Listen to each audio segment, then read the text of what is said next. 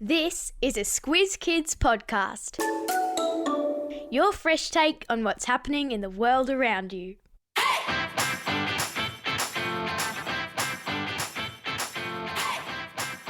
Each week we give the world globe a spin and see where we land. Then we take the kids of Australia on an audio excursion to visit that country and its people. I'm Amanda Bauer, and today on Squiz the World we're visiting a country that gave us the tango, soccer superstar Lionel Messi, and it's a place where it would be quite challenging to be a vegetarian. Strap yourselves into the Squiz Kids super-fast Supersonic Jetliner as we take off and take a squiz at Argentina.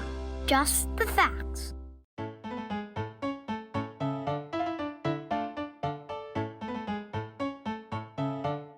Argentina is on the east coast of South America, and it's famous for having both the highest and lowest points in the southern hemisphere. Another geographical feature of Argentina is that the city of Ushuaia is the closest city in the world to Antarctica. In 1977, the Argentinian government actually sent a heavily pregnant woman to Antarctica to give birth there to try to help them claim part of the icy continent.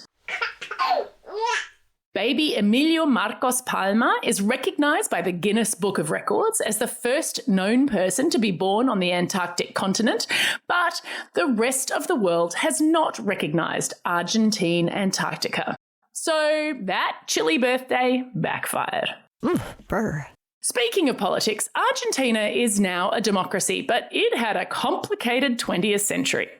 The military overthrew the government 6 times in the middle of last century. The 21st century also didn't start particularly well. Starting in December 2001, Argentina had 5 presidents in just 2 weeks. Its economy was in a terrible depression. Half of the country was considered to be living in poverty, and after huge protests and riots, the president resigned and fled the capital, Buenos Aires, by helicopter.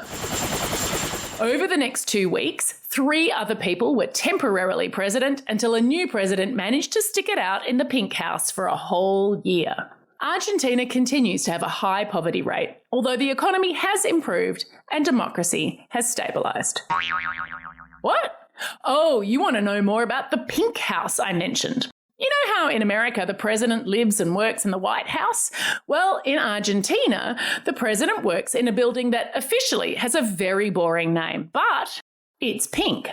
So the locals call it the Casa Rosada, or Pink House.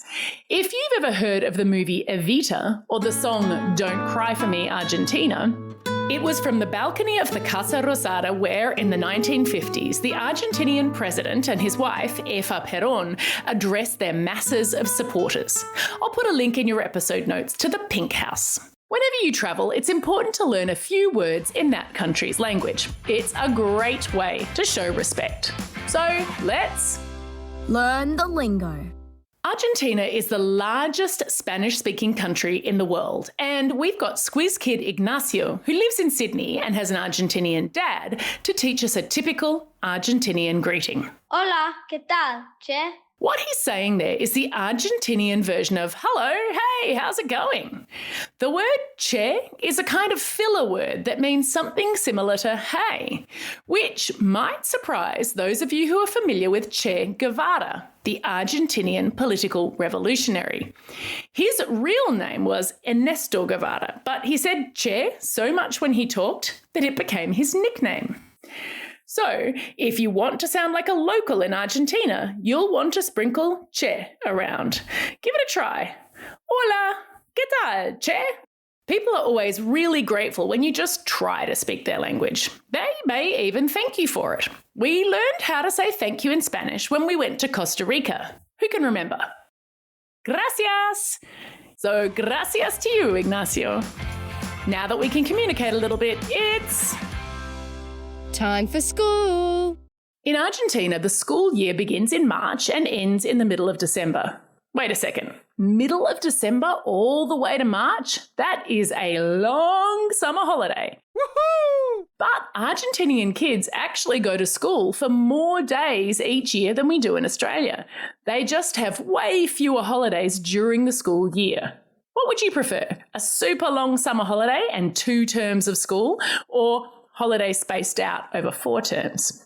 The other big difference in Argentina is that most kids only go to school for 4 hours a day. There are 2 sessions of school, like they have in Brazil. We learned about that on another episode. And you're either a morning or afternoon student. Many experts say that it's hard to teach kids everything they need to know in just 4 hours. So full day school is becoming more common. One of the reasons for that is that studies have found that only about a quarter of kids who start uni in Argentina actually finish. Their dropout rate is one of the highest in the world. So maybe it is a good idea to spend more time learning in primary and high school so you can stick it out at uni. Okay, enough academics. I reckon it's Sport time. Anyone who loves soccer has heard of Lionel Messi. He's probably the most famous Argentinian in the world. Oh wait, actually Pope Francis is also from Argentina. It might be a tie. Even though Leo moved from Argentina to Barcelona when he was just 13, he is a proud Argentinian. He's the captain of the national team, the country's leading goal scorer of all time, and he donates a lot of money to support youth football in Argentina. In fact, Leo is such a legend in his hometown of Rosario that the local government there passed a law prohibiting people from calling their children Messi. Plenty of people call their kid Lionel, of course, but that isn't as obvious a tribute as Messi. Now, despite all the love for soccer, it's actually not the national sport of Argentina. That honour was given in 1953 to a sport called pato. It's a bit like basketball on horseback, with a net at either end of the field that looks a bit like a Quidditch goal. Back in the olden days, players used to throw a basket at the goal, and that basket had a live duck inside. Pato means duck in Spanish, and not surprisingly, that version of the game has now been banned. As you can imagine, the ducks hated it. It's now played with a ball that has 6 handles. I'll put a link to a video in your episode notes. It's really fun to watch. Goodness, all that sport has made me starving. Although I definitely don't want to eat duck. I think it might be Dinner time.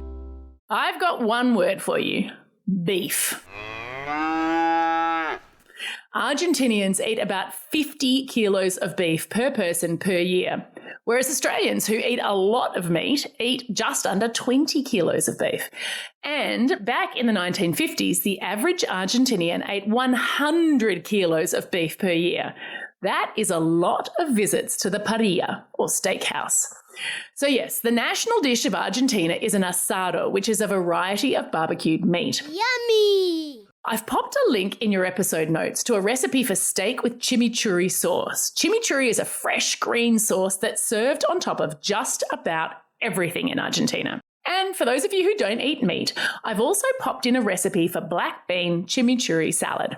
And if you want to be a true Argentinian, you won't eat dinner until about 10 o'clock at night. Even the kids. Time for the quiz. This is the part of the podcast where you get to test how well you've been listening. Question number 1. America has the White House. Argentina has the... Yeah, the Pink House. Question number 2. What does the word pato mean? Here's a hint. It's related to sport. You got it. It is duck. And question number 3. Citizens of the town of Rosario in Argentina are banned from calling their babies what? Correct. Messi. That's all we have time for today. Thanks for staying curious about the world and joining me on this incredible trip to Argentina. Now get out there and have a most excellent day. Over and out.